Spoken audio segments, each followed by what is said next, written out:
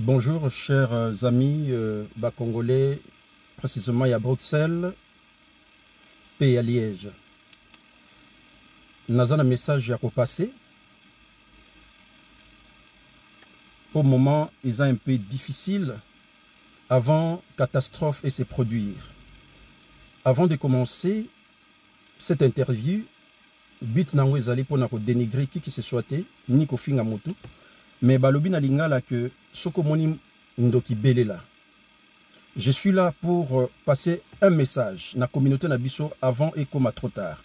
Mais avant de commencer, na préféré na tila bino audio et puis na expliquer bino et lokowana na mokuse pour comprendre la gravité à quelque chose qui va se produire, qui risque de se produire, ceux qui ba congolais à bonne volonté ba interpeller ba individu wana te oyo na kopesa na ba kombo na bango.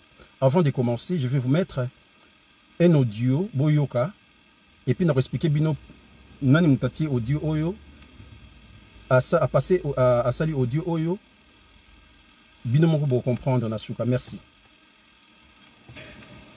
Bonjour Patrick, j'espère que vous allez bien. Eza et Julie na Bruxelles. Je me suis un petit peu démêlée pour notre numéro na yo. Na mis position na hôtel, alors je te laisse un message. Je te laisse un message pour que au passer message na miss. Oui bien mon kili. Soyez mon toi salio bien. A salio bien une fois, deux fois. Mais au kangi na ma be moko. Kobosa na bola mo saleli ote. Kobosa na te o nini ba pesio.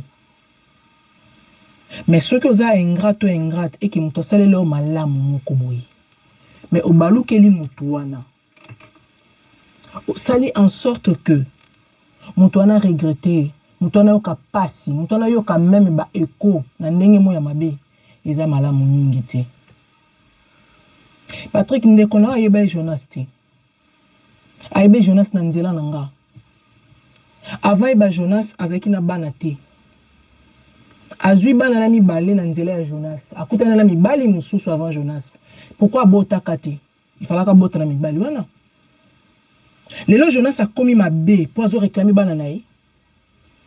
Lelo Jonas a commis mutu azando qui pour azo réclamer bana nae. Devant la loi, devant Nzambi, azana droit ya bana wana. Omoni lelo zana nora ta. Lelo botina nora. Si ça t'arrivait un jour, Bokabwani Bozate n'a pas souhaité, d'ailleurs ce n'est pas mon souhait. Quitte là. Si un jour Bozana n'a raté, qui n'est pas mon souhait d'ailleurs, et que le bébé Bopotani, et que le komona mona nati, est-ce que oza okoka? Est-ce que vous supportez? Que mon ozo mema, tu donnes autant de tendresse, autant d'amour. Et qu'un jour du jour au lendemain, ba botoloye, ba zangi soye, ozanga ndeni okopé sa amour et tendresse. Passer na ngeza yanga, passer na yo, passer à miss et à miss. Exactement que parce que tu as vécu quelque chose dans le passé et que tu vas le mettre sur les enfants ou sur une personne que tu es en train de vivre. Je le répète, tant wazaki na Jonas tazaki na banati. Tant wakomi na Jonas ndaye azui bana. Il fallait qu'il y ait un avant Jonas. Le quoi la beauté qui avant Jonas, ça veut dire qu'il va coûter na Jonas d'abouti. Azala mutu, azonga mutu. La Bible est devant la loi, devant Nzambe. Jonas a droit ban, on a plein temps. Au moment comme ça on le bat hein, pour éviter qu'on baba n'importe quoi. A osé ko ganga au effort. To atele maliboso na ngaya koloba. O nga na loba sikwa ko contredire ngaya ngo. Franchement, je regrette énormément. Je le regrette au plus profond de mon cœur. Attitude yadorette. Je le regrette amèrement. To komatina point au moins tina comme na point article message. C'est pour te dire que na regretté na makasi. J'ai l'impression na kitina niveau moko trop bas. Et puis a comme na ba bassesse moko ya niveau moko zangatina. Nazo regretté nango. Bana wana baza bana ya Jonas ba makila Jonas. Et ya butu. Et ya moi. loba ba sperme wana euta ki na misi ye moko mi boteli mais ce que za ba sperme ya Jonas ce que abibana na ba bima na Jonas devrait regretter ou sala. Et pour ton information ce que un jour va passer dans le tribunal ba benginga non témoigner nyonso de A à Z. Informe ta soeur. S'il faut passer un message au Yebisaye. Je suis au courant de tout parce que un a bloqué na Facebook, Yena Lydie va bloquer na Facebook, va bloquer na WhatsApp. Je n'ai rien assuré. Mais transmettre un message au. Transmettre un message au. Na le bas qui en peut non répéter. Si un jour il fallait que na soutenir bana wana na soutenir. S'il faut na le calibosa tribunal na loba na loba. Kebisande konayo yebisa zonga mutu. Azala mama na motema bo mama. Abota bana na ye mokote abota bango na mutu. Nga za papa bana ngate me soki lelo ba mona papa na bango mona papa na bango. Azaza moyibi, azaza ndoki, azala za soki malfaiteur je ne sais quoi. Ba mona papa na bango. Na presque exemple na yo mona nora. Yebisa azonga mutu. Azonga mutu. Mokili eza nzambo moi le lendo to sala na mokili eza rien du tout bato bazaka na mbongo le baza suna mokili te bato wana baza susu te Patrick kebisa leki na yo na ebisi yo kebisa ye ebisa ya Julia lobi keba mabe olingi ba salote ko sala ngo mutu te ba information le kuta o efela ka no oyekolo ba n'importe quoi. Pour Moutou à souffrir, au tchèque non, à subir les conséquences, parce que c'est ce qu'elle a arrêté de me dire, n'est-ce pas? Yebisaye, à ça la très attention. Je me suis mêlé. Dans le bar, pendant 20 années pendant tout ce temps. Parce que quand je le conseillais, la manière conseiller, comme si Azoyo Kanga, ta sœur, elle est têtue. Ta sœur, elle croit qu'elle sait tout. Ta sœur, elle croit qu'elle est plus intelligente que tout le monde. Mais Yebisaye, Nenge Zawana, il y a un temps pour tout. Même Bible il y a un temps pour tout. Soit attends la Bible bien. Mouto salama B volontairement. Et zongelo. Boomerang. Et zonga. Transmettre un message par l'équipe. Merci beaucoup. Bye. Pourquoi na salle audio oyo? Audio oyo parce que il y a un individu au nom de Mathieu Bapwekele, avant d'aller à Bruxelles, dans Sainte-Agathe, quelque chose comme ça. Mathieu Bapwekele, son vrai nom, il est connu sous le nom de Mathieu Jus d'Orange. Cet individu a botolangai moana makila nanga. A botolanga makila nanga et nazana banami balena Liège, maman na bango comme na Dorette Kapika. Donc, la fille de l'ex-ministre de l'économie de Bruno Tshibala. Bana babota maki na mariage. Donc, na dota ki ndenge salemaka, ngana mutabandundu. Donc, na honoraki cette femme pour na protéger bana ndenge zalaka. Alors, makambo izan la justice depuis 2018. Tisiko, justice n'a ne katité. Alors, qu'est-ce qui se passe là actuellement?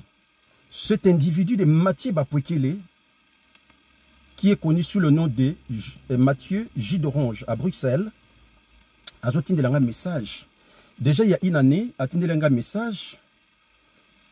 Moutoye bisaki abike mwana o déclara maman ya bana wana a botola bana papa ya bana wana bana a privé bana kosa makambo na justice que bana na été boy. Et cet individu Olé Azala quand même moto Aza parent, il a plus de 55 ans je crois, il est Azana 55 ans environ. Aza penabana Azo tindra un message directement en disant que Boye bisa Jonas wana mutu na ezo sala te nazoya nazo senga test ADN pour prouver que c'est moi qui est le père de cette fille. Et puis je suis là avec ma fille, avec sa mère à Kinshasa. Batindenga message na moni ngwisa na ngonelo na tina mote na beta na ngokara. Et puis une personne qui me connaît aussi a été contacté a dit que mon cher tala ba photo yango mwana na yote pour la ninité au bimi na likambo wana. Et cet individu a osé koyebi kotinda message que a obokelanga mbasu. akobwakela nga mbaso abi naza na kinawa nayebi tous les sortes ya bambaso nakobwakela mbaso journée wana kovanda na se. Et cet individu abala mwana abala leki ya papa Wemba Mathieu Bapwekele Mathieu jus d'orange. Or azobosa na kengana na famille ya papa Wemba parce que ma mère Amazon to na village moko na Pandi na Bandundu. Donc en même temps ça m'étonne. Donc abotolanga mwana et puis azotinanga mes messages à menace ka obwakelanga mbaso. Bosi bo mwana wapi oboti ozana mwana oyoki papa mususu abimi azo réclamer mwana yozo sala ba menace pas ya mutona mais fallait akende ko sala makambo wana. Et mutatia na contact na Dorette Kapika, la fille de l'ancien ministre de l'économie de Bruno Tshibala, c'est Passi. Donc copine naie Passi na Bruxelles avec son mari Wazabanga. Bango batia na contact parce que bango mo ba ibisanga yike non et misazo pimilo bana Pascal Ngiko se protéger sote makamne obeba mais boto sana no bato nazana ba na enregistrer ba preuve on a tout. Le monsieur a botana Dorette.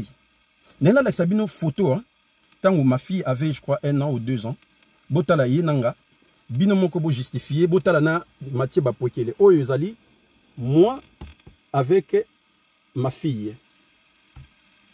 Voilà. Photo wana botala ngo bien. Est-ce que photo na bato bayebi Mathieu Bapwekele banana bilongone za banana bangote? Alors, naina pe sa message pas Mathieu Bapwekele. Mathieu Bapwekele, pour ton information, tu ne me connais pas. Oyebi Dorette. Oyebi Dorette. Ngai na ebi. Je sais de quoi il est capable.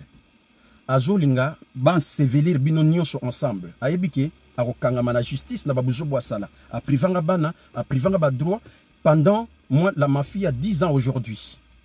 Yo fout à pension alimentaire pendant 10 ans. C'est moi qui paye pension alimentaire. Au fout à 10 ans à pension alimentaire.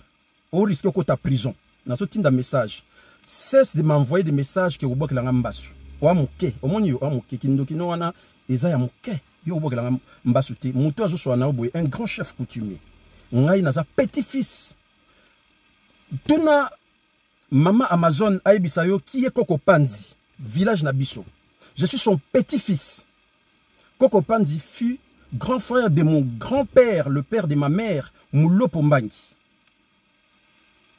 Papa oya botanga papa naye grand chef coutumier. Donc yoko nakindo kinabino a pambano kokangati. Nga mwana nzambe et puis na pouvoir à bokoko. Keba oya ko la détruit. Talaka bana na yo. So na posa problème on a comme ça problème moko national au lekana Molaire télévision yona Dorette Kapika avec sa complice Lydie Kanembanza oyoya au Jeffrem, une femme qui a 3 enfants 3 pères différents donc a influencé petite sœur nae a privé ngai bana parce que ba priva ba botana ba mibali ba botola bango bana et pas nanga ça ne passe pas, ça ne passera pas. Nazo ebisayo que ça soit la toute dernière fois où un message que yo bokela mbasu. Pourquoi tu refuses? Parce que tu sais qu'en 2014-2015, on a tribunal. C'est ça la vérité. Parce que papa me soit bimi, je dois aller demander test ADN. Pourquoi vous ne voulez pas le faire? Pourquoi tu bloques? Talanazo Bisayo n'a pas sur 30 jours, Mathieu Bapwekele. Au cas contraire, on regretter pour Nani au Botamana Moki. Yoza Moke, au Salangé le Romoroti. Mbaso zo bwaka yokanga mo na gorge au risque kufa talaka bana na okolisi bana na basi ozata na mawana bango te na susi na bango te e bongo bano msusu o déclara ozo banga te ki o bebisa ba vie ya bato. Pourquoi biso ba congolais to sa makambu à l'excès comme ça? Tu ne la connais même pas, tu connais même pas Dorette. Bato batio na Patience Amour de Bruxelles avec son mari Wazabanga, batio na contact na Dorette Kapika. Nazana be information na nyonso. Et toi, tu oses me dire que c'est ta fille. Tu es normal. Makila ya mutu. Makila ya mutu. Makila ya mutu. Yo nanga nam tako sala mutu mabe. Songa bina sala mabe na minute oza détruit. Parce que toi, tu as aujourd'hui makila nanga olatiango kombo na yo. Dorette wana azan déjà okufa ndinga za wana. Alors c'est la liwa basi ba baby ça déjà na famille na bango oyebi Dorette so ngoyi ba Dorette Kapika kende na banunu na matete. Je dis bien manunu ou bien Mboloko, tuna qui est Miss, on l'appelle Miss Akin. Baroyebi sa yo vraie nature na ye. Babenga gaye muto banko, oyebi ete aro simbiso touche, orolela. Ndegola ngai, orolela. Zala mobali. Sokoza, vraiment parent, il faut bimalali kambo. Na pesi yo 30 jours. Nako invoquer bakoko nanga, orozala détruire. Na ebi si yo na yo na libota na yo. Omoni makila nanga. Ngai na tika la makila te. Je suis pas comme les autres.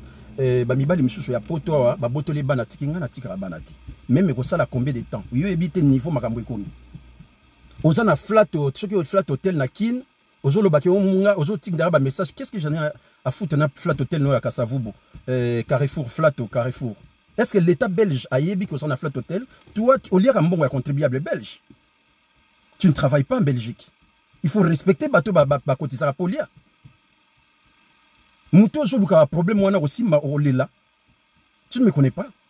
Oyebi Dorette à Sala qui il y a année passée a bengi cousin na Gabi Tyson, homme fort de Liège. Aïe ko agressé nga devant mes propres enfants bananga baleli. Bananga balela. École ya bana bayebi mbila sana porta plainte yena Gabi Tyson de Liège, champion de Liège. Mouto makasi bato ba bundara, ba boxer ba bundara na ring mais yé ko agressé bato na nzela ba na koti dossier na yeza na dossier na Dorette donc au moment ba condamné na Dorette na nanyo Gabi Tyson a rozalape condamné soki makambo na zo beza ya faux poni ya bingela ngai nani joana ya ko agressé nga soki makambo na lobby poni ni mwasi makambo ya lobby oyo pa aye muto mtatsanga na contact avec cette femme Dorette Kapika ayebi ba vérité. Tous les même na Sony, surtout on a posé la communauté na biso makambo etambo, tous les même ata na Sony. Le monde évolue maintenant, il faut évoluer. Bonjour te ba liwe zoya, c'est ça makambo mabet. On n'a plus besoin de ça. Le Congo de demain n'a plus besoin de ça.